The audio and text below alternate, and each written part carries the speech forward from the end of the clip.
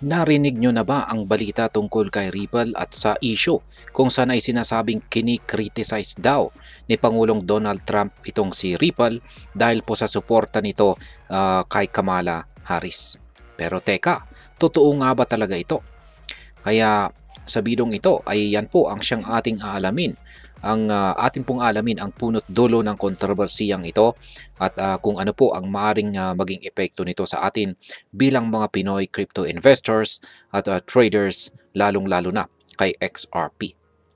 Pero bago po tayo magpatuloy ay nais ko lamang po munang bigyang linaw ang aking disclaimer kung saan ang nilalaman po ng video na ito ay hindi po ito isang financial advice. For education and information purposes lamang po ang layunin nito.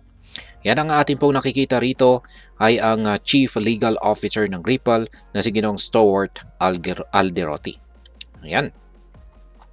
Kamakailan lamang ay isa pong article mula sa New York Post ang nagulat or nag-report na si Pangulong Donald Trump ay bukas umano sa pagbuo ng isang reserve para sa mga tokens na gawang Amerika tulad po ng XRP, Solana at saka USDC. Ngunit kasabay nito ay meron pong isang ulat mula sa crypto media outlet na Unchained ang nagsabing si Pangulong Trump ay di umano'y nagbigay ng negatibong pahayag laban kay Ripple. Ano po ang dahilan? Ayan, financial donations daw ni Ripple kay Madam Kamala Harris noong presidential election. Yan po ang dahilan kung bakit nagkaroon daw ng negatibong pahayag itong si Pangulong Donald Trump. At na-content po natin yan. Ayan, itong mga nung election po ng bansang US. Ayon po sa Unchained. Ayan, ang ulat ay base po sa dalawang unnamed sources na nagsabing ang tinutukoy ni Trump ay itong si Ripple. Dagdag pa rito ay binanggit din ni Ginoong Chris Larsen, ang chairman po ng Ripple, ay nag-donate ng higit $10 million sa isang super PAC o yan, Super PAC na sumusuporta kay Madam Harris. Ngunit hindi rin umano tumalikod ang Ripple sa pagsuporta kay Pangulong Trump dahil nagbigay rin ito ng $5 million para sa sa kanyang inauguration ceremony. Ngayon ay ano naman po ang sinasabi ng Ripple CLO? Ayan. Dahil po sa lumalaking kontrobersiya ay mabilis na naglabas po ng pahayag ang Chief Legal Officer ni Ripple na si Ginoong Stuart Alderoty. Direkta po niyang tinawag na pure fiction ang mga aligasyon. Tinukoy niya ang Unchained bilang isang third-tier crypto rug na naglalabas po ng walang basihang ulat. Sa kanyang pahayag ay inalala niya kung sino ang mga bad actors na maaari pong nasa likod ng maling impormasyon na ito. Ayon po kay Ginoong Alderoty, malinaw po na layunin ng mga chismis na ito ay ang magdulot ng hindi pagkakaunawaan sa pagitan po ng Ripple at saka kay Pangulong Trump. Maging ang malalaking pangalan sa XRP community ay sumang-ayon sa kanyang sinabi. Ngayon ay paano po nag-react?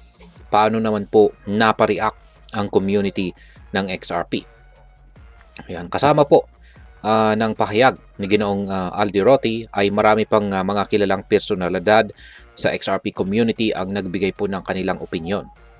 Si Ginoong John Deaton, siya po ang dating US Senate candidate, ay nagsabing ang mga ganitong chismis ay bahagi lamang po ng fear, uncertainty, and doubt or FUD na natural na nangyayari kapag ang isang cryptocurrency tulad po ng XRP ay gumaganda ang performance. Dagdag pa rito ni Ginoong Deaton, kung totoo po ang mga aligasyon, hindi raw magbibigay ng matinding pagtanggi si Ginoong Alderoty. Sinabi rin niya na ito ay inaasahan niya dahil sa sobrang bilis ng pagtaas ng presyo na XRP na ngayon ay outperforming na po na-outperform niya po itong si Bitcoin at maging ang iba pang mga malalaking cryptocurrencies. Yan, meron na rin pong isang eksperto at siya naman po si Ginoong Zach Rector. Siya naman po ay nanawagan sa crypto community na huwag pansinin ang mga FUD na ito. Naniniwala siya na si Ripple at si Pangulong Trump ay patuloy po na magtutulungan sa iba't ibang project sa hinaharap. Ngayon ay bakit po mahalagang alamin natin ang pinagmulan ng balitang ito? Yan, isa po sa mga dahilan kung bakit mabilis kumalat ang balitang ito ay dahil po sa paggamit ng unnamed sources. Yan, pinuna po ito ni Crypto Airy, isang kilalang XRP supporter, ang mga mamamahayag na umaasa sa ganitong uri ng impormasyon. Ay ayon sa kanya, ay ang ganitong gawain ay nakakasira po sa kredibilidad ng media. Sa kabila ng kontrobersiya ay nananatiling matatag po ang presyo ni XRP. Sa kasalukuyan, ito po ay nasa $3.32 at tumaas pa ng 8.45% nitong nakalipas na 24 oras. Ngayon ay ano po ang maaring maging epekto nito para sa atin bilang mga Pinoy crypto traders at investors ni XRP? Ayan. Ngayon ay ano nga ba ang kahulugan nito para sa atin? Una ay ang kontrobersiya ay isa po itong paalala na ang crypto market ay puno po ng chismis at saka misinformation. Bilang mga Pinoy investor, dapat po tayong maging mapanuri at huwag po tayong basta-basta maniniwala sa mga balitang walang matibay na basihan. Pangalawa, magandang balita na kahit sa gitna ng mga chismis, nananatiling malakas pa rin si XRP. Kung ikaw po ay may XRP holdings, manatiling updated po sa mga balita, ngunit huwag magpadala sa takot. At kung nagbabalak ka pa lamang na bumili, siguraduhin mag-research ka muna bago ka mag-invest. At ngayon ay ano naman po ang aking masasabi tungkol dito. Yan, si Ripple at itong si XRP ay patuloy po na nagpapakita ng potensyal kahit pa may mga negatibong balita na kumakalat. Ngunit mahalaga pa ring tandaan na ang cryptocurrency ay isa po itong risky na investment. Kaya naman ay maging responsable po sa pagdidesisyon at huwag po nating hayaan ang chismis na magdikta ng ating aksyon.